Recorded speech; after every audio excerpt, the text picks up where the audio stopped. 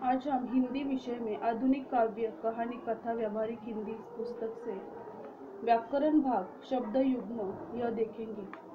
प्रस्तावना में हम देखेंगे हिंदी के अनेक शब्द ऐसे हैं जिनका उच्चारण प्राय समान होता है, किसी उनके भिन्न भी अर्थ होते हैं, इन्हें युग्म कहते हैं।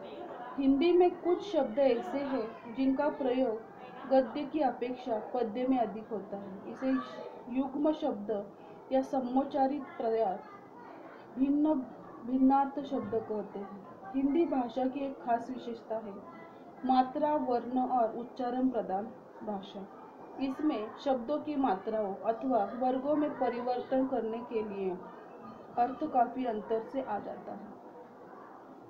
अतएव वैसे शब्द जो उच्चारण की दृष्टि से असमान होते हैं, उसे समान होने का भ्रम पैदा होता है। युग्म शब्द अथवा श्रुति सम भिन्नार्थक शब्द कहलाते हैं। श्रुति भिन्नार्थक शब्द जो होते हैं वो अर्थ ही एक सुनने के समान परंतु भिन्न अर्थ वाले होते हैं। सुनने में तो वो सेम होते हैं या समान लगते हैं, लेकिन उनके अर्थ अलग अलग होते हैं। वो कुछ शब्द के उदाहरण हम देखेंगे।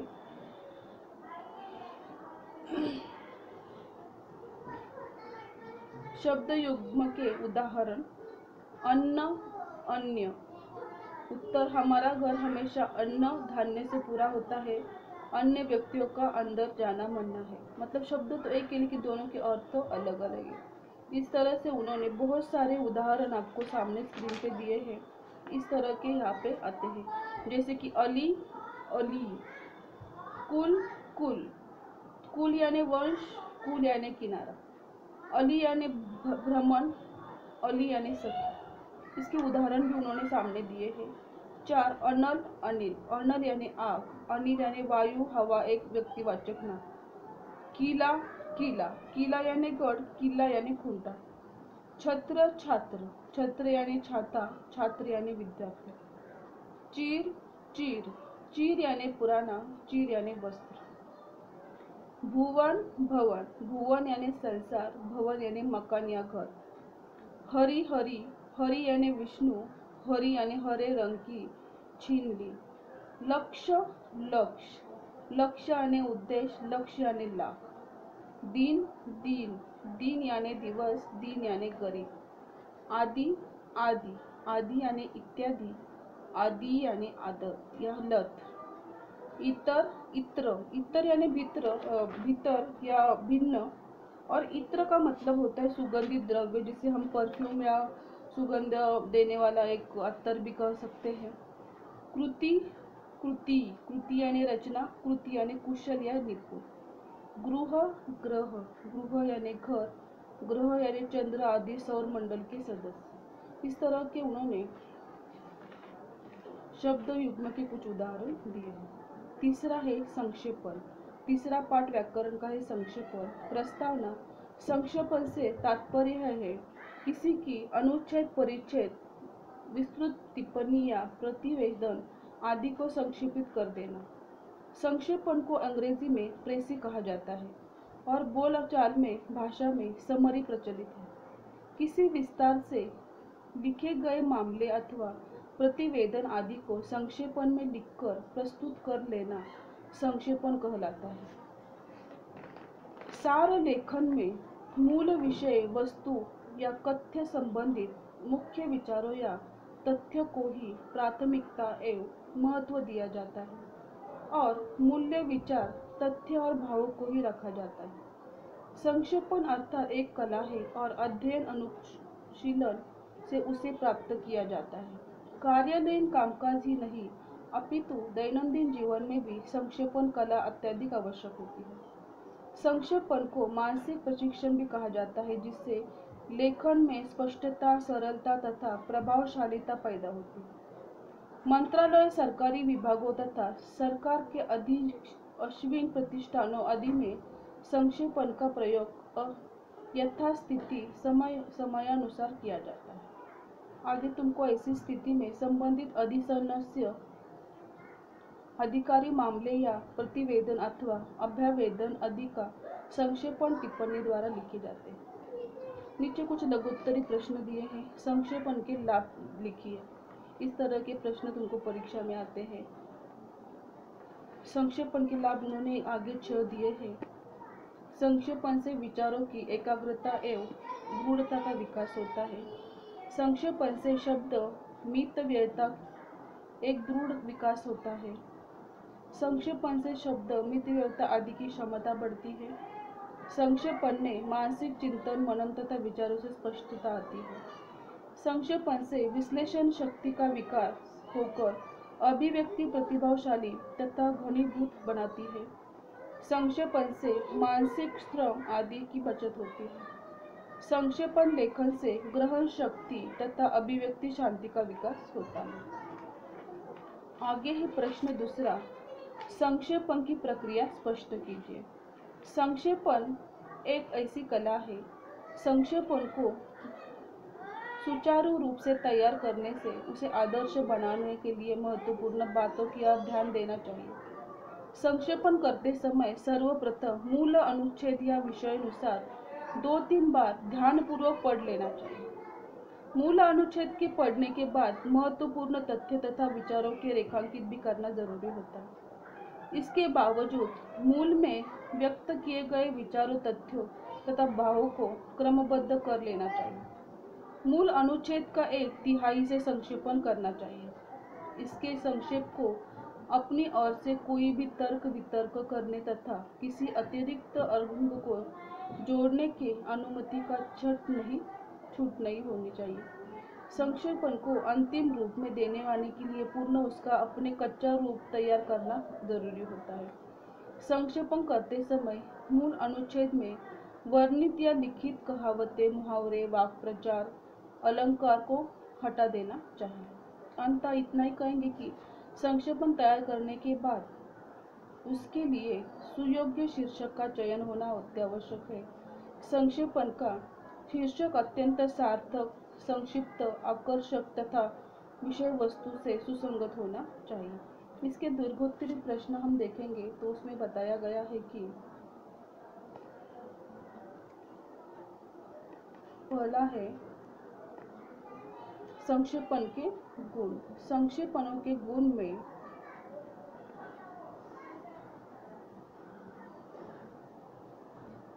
संक्षेपण एक प्रकार का मानसिक प्रशिक्षण है, वह मानसिक व्यायाम भी है। उत्कृष्ट संक्षेपण के लिए कुछ आवश्यक गुण होने आवश्यक है। पूर्णता, संक्षेपण स्वतः पूर्ण होना चाहिए। संक्षेपण करने के लिए बात का ध्यान रखना बहुत जरूरी होता है कि महत्वपूर्ण बात छूट न जाए। संक्षेपण में आवश्यक होता है कि अंशों का चुनाव खूब सोच समझकर करना चाहिए। यह अभ्यास से संभव होता है। संक्षेपण में उतनी ही बात लिखी जाती है जो मूल अवतरण में संदर्भ के टाइम पे लिखी जाती है। वहाँ पे बढ़ा चढ़ाकर कोई भी बात हम डाल नहीं सकते और उसकी कोई भी बात घटा नहीं सकते। संक्षिप्तता ये दूसरा भाग है। संक्षिप्तता संक्षेपण का प्रधान गुण है। यद्यपि इसके आकार का निर्धारक और नियमन संभव नहीं, तथापि संक्षेपण को सामान्य तत्व तथा मूल का तृतीयांश होना चाहिए। इसमें व्यर्थ विशेषता, दृष्टांत, उद्धरण, व्याख्या और वर्णन नहीं होने चाहिए। लंबे लंबे शब्दों और वाक्यों के साथ यह सामाजिक चिन्ह लगाकर उन्हें छोटा बनाना चाहिए। संक्षिप्त यानी छोटे छोटे वाक्य। आगे है तीसरा, स्पष्टता। संक्षेपण की अर्थ व्यंजना स्पष्ट होनी चाहिए। मूल अवतरण का संक्षेपण होना ऐसा लिखना चाहिए कि जिसके पढ़ने से मूल संदर्भ का अर्थ पूर्णता और सरलता से स्पष्ट होता है। ऐसे न हो तो संक्षेपण का अर्थ स्पष्ट करने के लिए मूल संदर्भ को ही पढ़ना चाहिए। आगे दिया है 4, भाषा की सरलता। संक्षेपण के लिए यह जरूरी है कि भाषा की सरलता को परिकृष्ट हो। क्लिष्ट और समास बहुल भाषा का प्रयोग नहीं होना चाहिए। भाषा को किसी भी हालत में अलंकृत नहीं होना चाहिए। जो कुछ लिखा जाए वो साफ साफ और स्पष्ट रीति से होना चाहिए। 5 है शुद्धता। संक्षेपण में भाव और भाषा की शुद्धता होनी चाहिए। शुद्धता से हमारा मतलब है कि संक्षेपण में वे ही तथ्य तथा विशेष लिखे जाइए जो मूल संदर्भ हो। कोई भी बात अशुद्ध अस्पष्ट नहीं हो जिसके अलग अलग अर्थ लगाए जा सके। मतलब दो अर्थों वाली या दो शब्दों वाली भाषा नहीं होनी चाहिए, एक ही अर्थ वाली स्पष्ट होनी चाहिए। इसमें मूल के आशय में विकृत या परिवर्तन करना भी अधिकार नहीं होता है। 6 है प्रवाह और क्रमबद्धता। संक्षेपण में भाव और भाषा का प्रवाह एक आवश्यक गुण है। भाव क्रमबद्ध हो और भाषा प्रवाह युक्त हो। क्रम और प्रवाह के असंतुलन या संतुलन से ही संक्षेपण का स्वरूप निखरता है। वाक्य सुसुद्धबद्ध या गठित होते हैं। प्रवाह बनाए रखने के लिए वाक्य रचना में जहाँ तहाँ अंतः एतव तथापि जैसे शब्दों का प्रयोग किया जा सकता है। एक भाव दूसरे भाव से संबंधित होना जरूरी होता है। इस तरह से संक्षेपण के यह 6 गुण यहाँ पे बताए हैं। पूर्णता, संक्षिप्तता, स्पष्टता, भाषा की सरलता, शुद्धता और प्रवाह और क्रमबद्धता। इस तरह का प्रश्न तुमको परीक्षा में पूछा जा सकता है। आपको इसका अध्ययन अच्छी तरह से करना है। आगे का संक्षेप की गतिप्रिय नमूने आपको बताए हैं, वो आगे दिए आप देख सकते हो। ये नमूने दिए संक्षेपण के कि छोटे जो 4 लाइन में आपको एक ऐसे छोटे करके संक्षिप्त में महत्वपूर्ण शब्दों से लेकर ही वो करना है। आप वो देख सकते हैं। जैसे कि पहला उदाहरण दिया है, शिकारी का शिकार सूख गया, उसके साथ मुस्लिम साम्राज्य का विशाल वृक्ष भी भीतर खोखला हो गया। जब अराजकता, विद्रोह तथा आक्रमण भी भीषण आंधियां चलने लगी, युद्ध की चमचमाती हुई चपला चमकी पराजय रूपी वज्रमाला होने लगे, तब तो यह साम्राज्य रूपी वृक्ष उखड़कर गिर पड़ा, टुकड़े टुकड़े होकर बिखर गया और उसके अवशेष विलास और ऐश्वर्य का वह भव्य ईंधन असहायों के निश्वासों तथा शहीदों के भीषण फुंकारों से जलकर भस्म हो गया। इसका संक्षेपण लिखा है, शिकारी महत्वहीन हो गई, मुस्लिम साम्राज्य की आंतरिक स्थिति दिनों दिन बिगड़ने लगी, जिसके कारण शत्रुओं से उसे निरंतर पराजित होना पड़ा और अंततः निधनों गरीबों कशाचशोषण करके जो साम्राज्य वैभव विलास से इतराने लगा तथा वह समाप्त होगा। इस तरह से ऊपर जो संक्षेपण दिया है उसका एक शॉर्ट में संक्षिप्त 3 लाइनों में किया है। उससे उसका अर्थ भी नहीं बदलना चाहिए और कुछ शब्द भी जो है वो महत्वपूर्ण वहाँ पे डाले जाते हैं। इस तरह का संक्षेपण किया जाता है। नीचे बहुत सारे और भी नमूने दिए हैं, वो आप अच्छे से पढ़ सकते हो और इस तरह के नमूनों से आप भी 1-2 संक्षेपण का जो है वो नमूना आप अपने शब्दों में बिना अर्थ बदले कर सकते हो। इस तरह से आज हिंदी का जो भी व्याकरण भाग है उसकी स्वाध्याय कृति का अध्ययन समाप्त हुआ है। आप भी 1-2 बार आपके बुक में ये पूरा पढ़िए, समझिए और आपके हिंदी की कॉपी में व्याकरण के भाग में ये सब प्रश्नों का उत्तर लिखिए। धन्यवाद।